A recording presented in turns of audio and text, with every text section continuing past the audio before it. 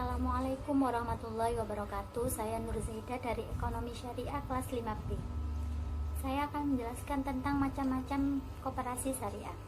Jadi di sini koperasi sebagai salah satu sektor ekonomi merupakan kerjasama yang bersifat ekonomi.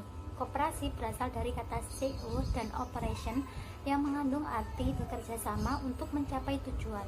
Berarti koperasi adalah kumpulan orang atau badan hukum bekerja sama yang memberikan kebebasan masuk dan keluar sebagai anggota untuk meningkatkan kesejahteraan anggota dan masyarakat umumnya. Sedangkan koperasi simpan pinjam yang syariah atau biasa disebut dengan koperasi simpan pinjam dan pembiayaan syariah KSPPS merupakan entitas keuangan mikro syariah yang unik dan spesifik khas Indonesia. Kiprah KSPPS dalam melaksanakan fungsi dan perannya menjalankan peran ganda, yaitu sebagai lembaga bisnis atau tamwil, dan di sisi lain melakukan fungsi sosial, yakni menghimpun, mengelola dan menyalurkan dana ziswaf atau zakat, infak dan sedekah dan wakaf. Berdasarkan keputusan Menteri Negara Koperasi dan Usaha Kecil dan Menengah Republik Indonesia nomor 91/4/KUKM/9/2004 tentang petunjuk pelaksanaan kegiatan usaha koperasi jasa keuangan syariah, memberikan pengertian bahwa koperasi simpan pinjam syariah atau koperasi jasa keuangan syariah adalah koperasi yang kegiatan usahanya bergerak di bidang pembiayaan, investasi dan simpanan sesuai pola bagi hasil atau syariah. Dengan demikian, semua BMT yang ada di Indonesia dapat digolongkan dalam KJKS, mempunyai payung hukum dan legal kegiatan operasionalnya asal saja memenuhi ketentuan perundang-undangan yang berlaku.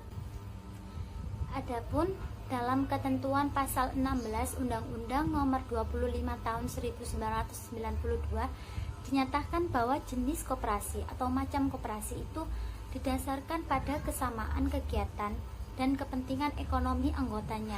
Sedangkan dalam penjelasan pasal tersebut mengenai jenis ini diuraikan seperti antara lain koperasi simpan pinjam, koperasi konsumen, koperasi produsen, koperasi pemasaran, dan koperasi jasa.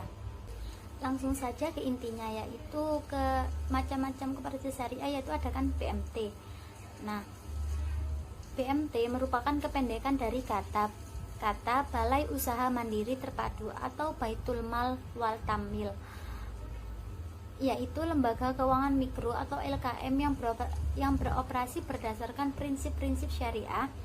BMT sesuai namanya juga terdiri dari dua fungsi, yaitu satu, Baitul Tamwil, yaitu rumah pengembangan harta yang bertugas melakukan kegiatan pengembangan usaha-usaha produktif dan investasi dalam meningkatkan kualitas ekonomi pengusaha mikro dan kecil dengan antara lain pendorong kegiatan menabung dan menunjang pembiayaan kegiatan ekonomi.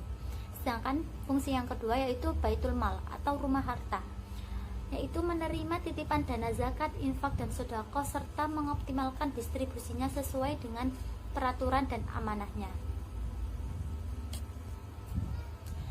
BMT sendiri bisa disebut dengan koperasi syariah, merupakan lembaga keuangan syariah yang berfungsi menghimpun dan menyalurkan dana kepada anggotanya dan biasanya beroperasi dalam skala mikro. Tujuan dan fungsi BMT sebagai lembaga keuangan syariah Baitul Mal wal Tamwil memiliki beberapa tujuan, antara lain yaitu yang pertama, penghimpun dan penyalur dana dengan menyimpan uang di BMT. Uang tersebut dapat ditingkatkan ekuitasnya sehingga timbul unit surplus atau pihak yang memiliki dana berlebih, dan unit defisit atau pihak yang kekurangan dana. 2. Pencipta dan pemberi likuiditas dapat menciptakan alat pembayaran yang sah maupun dan mampu memberikan kemampuan untuk memenuhi kewajiban suatu lembaga atau perorangan.